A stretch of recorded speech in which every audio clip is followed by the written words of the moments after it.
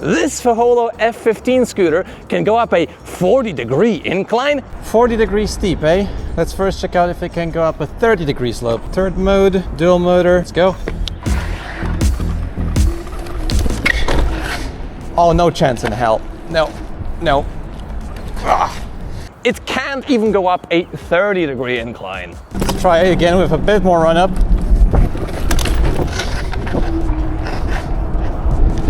No, no, no, no, no.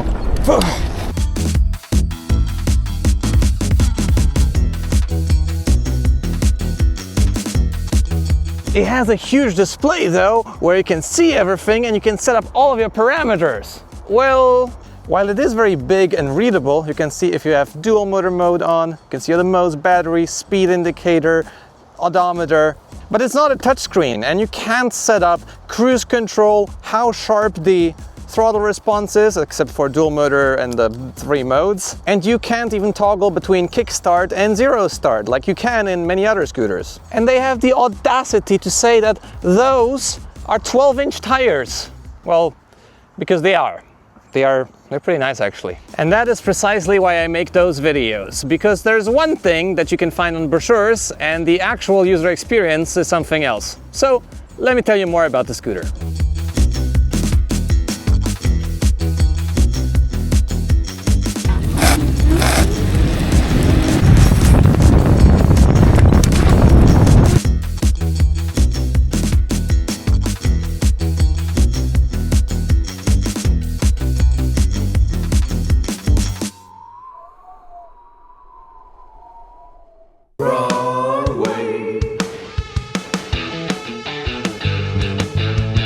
So first up, huge thanks to FOHOLO, or Top Riding Official, for sending me the scooter for testing purposes and also for me to keep. So this is the disclaimer: I didn't buy this scooter, I got a free sample, I can sell it later, I can do whatever I want with it. Probably I'll sell it because I prefer electric unicycles.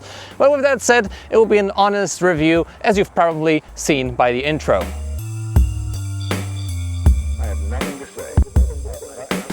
Before we get into the review itself though, if you want to support the channel, feel free to like this video and subscribe. This helps me to make videos like these and other videos that I do on the channel.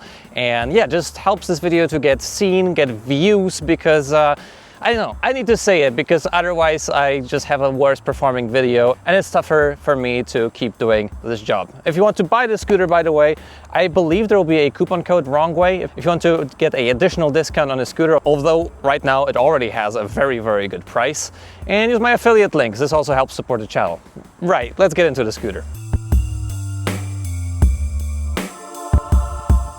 Now, every once in a while I get emails from companies from China that ask me to review a certain scooter, and usually I just said no. So what made me say yes on this scooter? Well, first of all, it has huge tires, and small tires is usually the biggest issue that I have with scooters that make electric scooters a lot less comfortable. And the second thing why I said yes to is that I had an injury with my footsie tootsie, and this scooter also has a available seat. So therefore I could still go out and about in a city with an injured leg, which I don't know, might be not the smartest thing to do, but still better than walking. So I could still go around city, have fun, visit my friends, and even put a freaking speaker on top of it, making this into the ultimate party machine. Although, yeah, I wouldn't ride like this by myself around the city and annoy people, just with a group of alle skate longboarders. So yeah, that's that. And the third thing is, I don't know, kind of looks cool, doesn't it?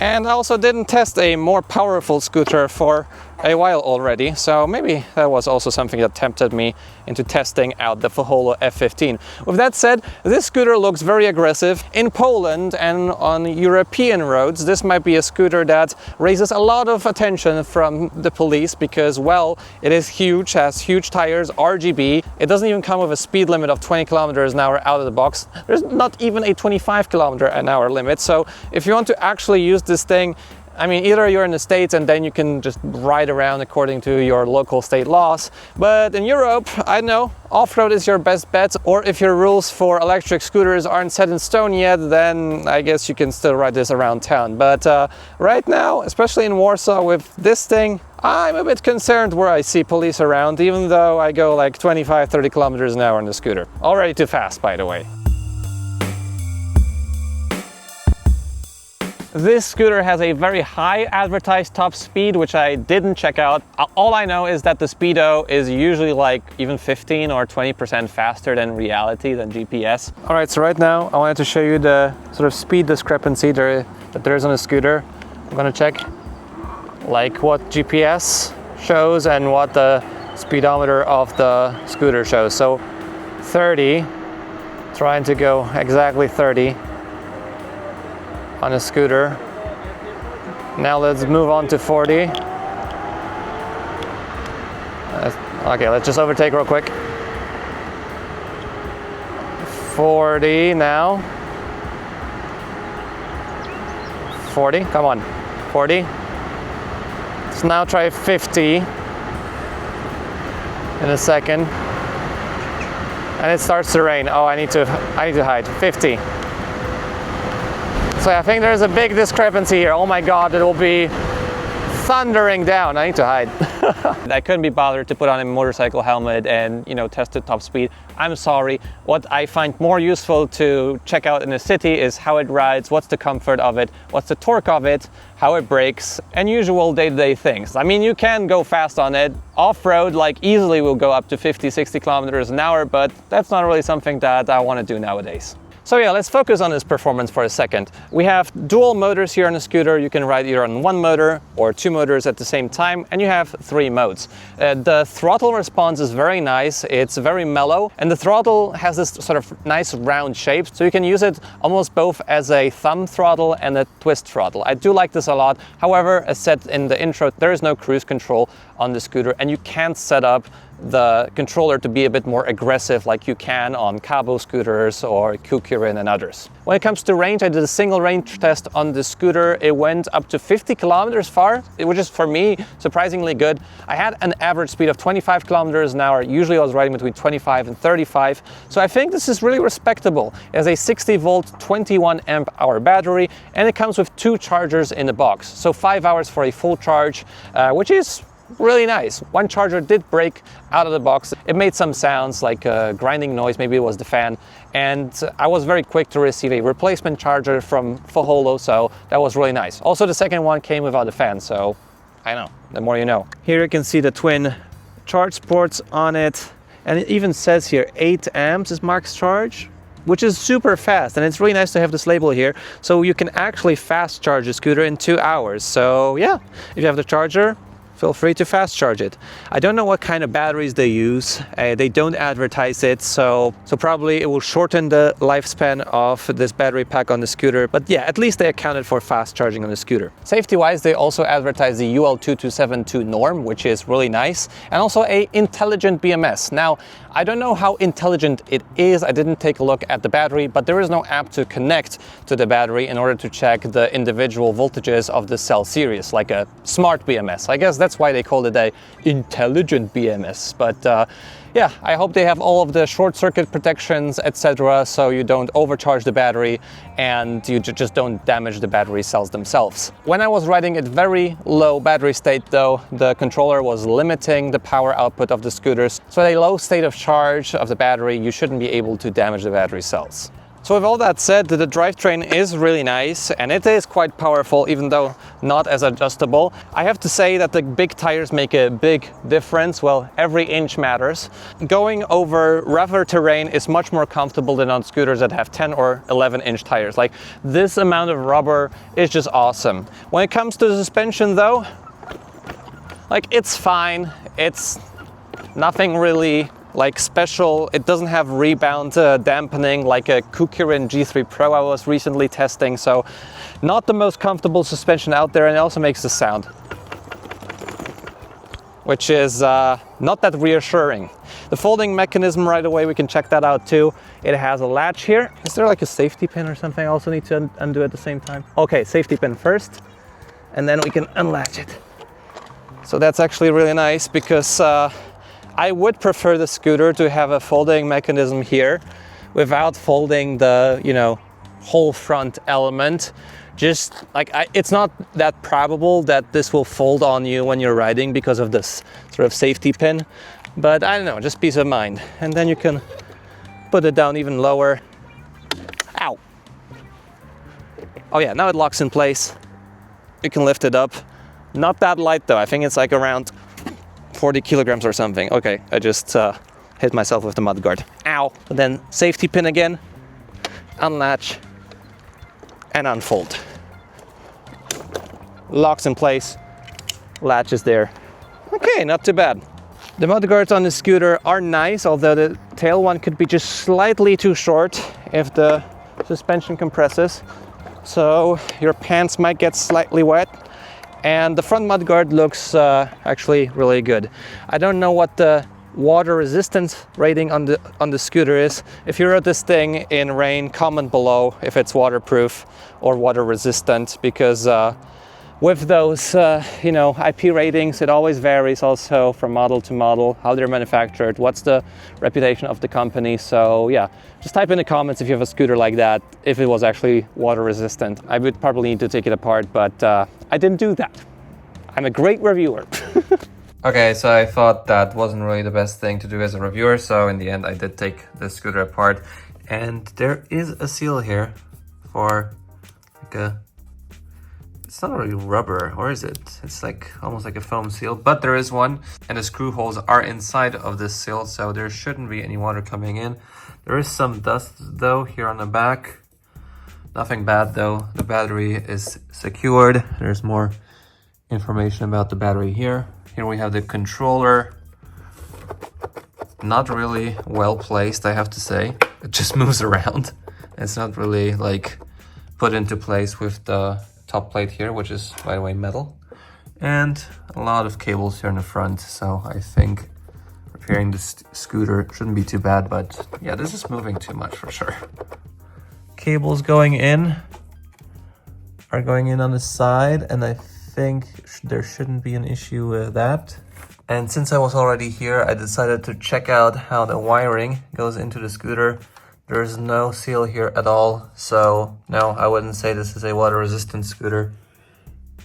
Cables go in here. The battery also doesn't fit so snug, so like it's like this gap here and here a gap, it's like sideways. And on the other side is the same story, so yeah, just no seal at all. Now here the cable which goes into the scooter is like pretty thick, but there is no seal here either. I guess water could drip under here. So yeah, I guess maybe mild rain would be fine, but yeah, I'm not really happy with how the scooter is built, like with this thing moving and the battery not being super like snugly in place, but it is somehow mounted. It's not going down, even though the scooter is sideways. And if I have to be really like picky here, those screws that hold on the sort of plastic part to the side, like there is no like seal here either, so you just like shove that thing in, screw it in, and if you're just lucky enough, you might have an inhabitant here, like ants or something, for a longer time. So I guess this also doubles as a terrarium, this electric scooter. Threading screws into plastic, like those threads will not hold for a long time. In fact, on each corner I already have like one thread broken. And here, I guess the cables might start to get damaged after a while because there's no like, there's sharp edges here. At least the front wire should be fine because it's nice and thick and protected. But yeah, this one also. But I think I mixed up the metal brackets. I need to check if it's actually the right one here, but I think it is. So yeah, about the quality you'd expect for this price, I guess. So now let's talk about the lighting on the scooter. We have a bright taillight in the back, which also has a brake light, beep, beep. And there's also turn signals, which are orange. Actually not too bad with the visibility. There is no sound on the dashboard though when you press on the turn signal, so you might forget that they're on. There's only this small indicator here, which is barely visible. That tells you that the turn signals are on. There's also a huge RGB strip on the side here, which, by the way, did move out of place for some reason. Sadly, you can't set it up like how this thing shines. I would just prefer to have like a remote control or an app in the phone just to select like one color, or just to even turn it off, because you have to turn off the RGB with the front lights. You can't just turn on the front lights without the RGB. So yeah, every time I go out into the city, I'm like, I don't know, I feel like a Christmas tree. I would prefer to have an option to have a Christmas tree mode, or just the front lights, or just like a one solid color, instead of the lights just always doing some sort of patterns and pattern changes. Just doesn't feel that premium. But then again, this scooter is right now for 1,000 euro. So yeah, this is quite affordable. The front lights are very bright on the scooter, and they don't have a cutoff beam, but they're also not like blinding anyone if you're out there riding in the night. So yeah, pretty cool that they're also angle adjustable, higher, lower. You can just set up where you want each individual light. So yeah, good lighting on the scooter. The scooter also came with a bunch of accessories in the box. Well, you got the 2 chargers, which is not that usual for a even high performance scooter. You got a phone mount, which I don't use because I feel like it's a bit too crappy. And there's also a bag where you can put your belongings into. So very useful to, for example, put a chain into that, or I don't know, your phone. Well, the kickstand is also nice, but that's a, given. I think that was it in the box. I mean, check their site. Everything is written there, what comes in the box. All of the metal here looks like okay when it comes to the swing arms. I don't know how durable it will be in the long run. In the back, it looks the same, sort of like all of the Kukirin scooters. But what I don't like about the scooter are the brakes. The brakes are really lacking, even though those are like 160 millimeter rotors. Like the mechanical brakes, like that's just not enough for a heavy scooter like this that can go so fast. Like hydraulic or semi-hydraulic brakes would be the minimum here. When I was going down a 30-degree incline, like I was pressing hard on this, and it was very hard to come to a stop. The brakes are like not the best. This is maximum front brake.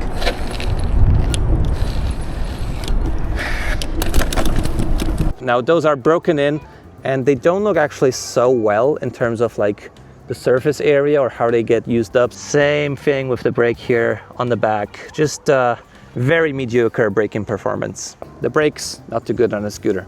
The deck has a very nice surface area. It has a pretty short kickstand, but it's very usable and sturdy. And here with those 4 screws, you can mount the seat. Now, I don't have it mounted right now because it's illegal to ride in Poland with a seat on a scooter, which is, in my opinion, nonsense, but here we are.